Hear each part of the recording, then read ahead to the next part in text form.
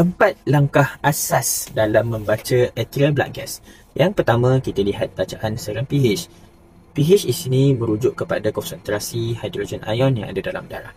Dia bersifat inverse. Lebih tinggi bacaan pH, lebih rendahlah konsentrasi hidrogen ion, dan berlaku juga sebaliknya. Julat yang normal adalah 7.35 sehingga ke 7.45. Jikalau rendah daripada 7.35, kita akan katakan darah tersebut sifat dia acidemia kerana adanya proses acidosis yang sedang berlaku. Begitu juga jika lebih daripada 7.45, maka adanya alkalosis yang sedang berlaku. Langkah yang kedua, kita ingin cari siapa yang menyebabkan berlakunya disturbance pada pH tersebut. Jikalau dia menjadi acidosis, adakah disebabkan oleh metabolik atau disebabkan respiratory? Begitu juga jikalau berlakunya alkalosis, adakah metabolik ataupun respiratory? Maka di sini kita perlu lihat pada dua kawan. Yang pertama adalah kita punya CO2, yang kedua bicarb. Maka kita kena tahu PCO2 dia akan lebih tinggi, dia bersifat asidik kerana dia akan melepaskan lebih banyak hidrogen.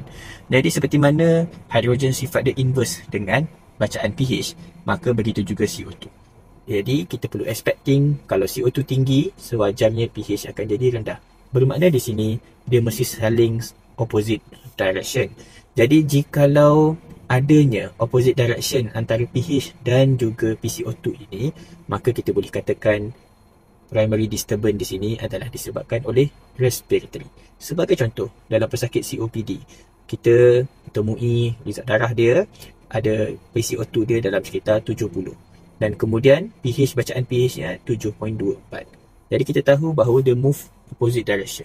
PCO2 tinggi, pH rendah. Jadi di sini the primary disturbance dia adalah respiratory acidosis. Dan manakala berkenaan dengan bicarb yang bersifat base, lebih banyak bicarb, lebih rendah hidrogen.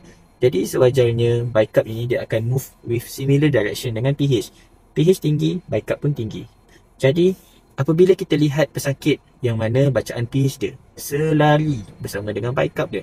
Contoh, bicarb dia 7, pH dia 6.9 sebagai contoh. Maksudnya pH pun turun, bicarb pun rendah, sama-sama seiring sejalan. Maka kita tahulah primary disturbance di sini adalah disebabkan oleh metabolik. Maka ini adalah metabolic acidosis.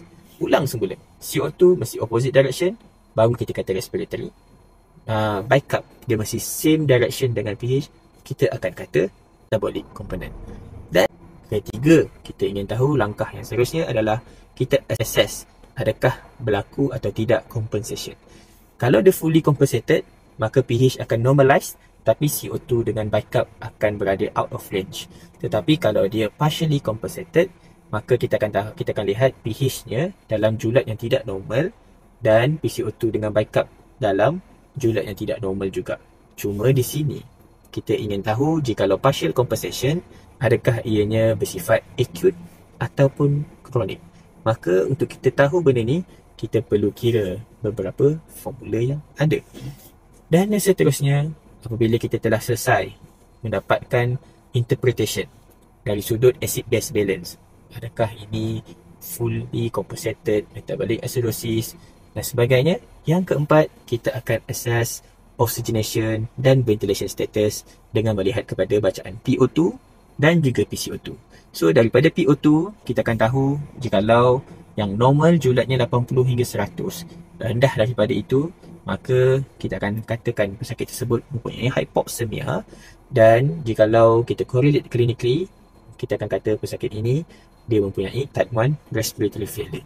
Dan yang kedua, kita lihat pada ventilation. Ventilation di sini bermaksud bagaimana badan kita mampu eliminating the carbon dioxide. Jadi kita akan lihat pada bacaan CO2. CO2 yang tinggi, julat normal 35 hingga 45. Lebih tinggi bermaksud pesakit tersebut adanya CO2 retention yang perlu kita siasat. Kenapa? Jikalau datang bersama dengan hypoxia ataupun hypoxemia daripada darah, maka kita akan katakan pesakit tersebut mempunyai type 2 respiratory failure. Dan jikalau CO2-nya rendah disebabkan oleh the hyperventilating because of pain, because of the compensation of metabolic acidosis dalam DKA sebagai contohnya, maka kita akan lihat bacaan CO2-nya rendah daripada normal. Jadi daripada ABG yang kita ada tadi, dengan 4 langkah asas tadi, kita dapat jawapan secara umum berkenaan dengan acid base balance dan juga secara umum berkenaan dengan oxygenation dan ventilation status. Kalau anda ingin tahu lebih lanjut berkenaan dengan anion gap, bagi contoh delta ratio, berkenaan dengan PF ratio dan sebagainya untuk oxygenation, komen di bawah, mungkin kita boleh cerita lagi nanti.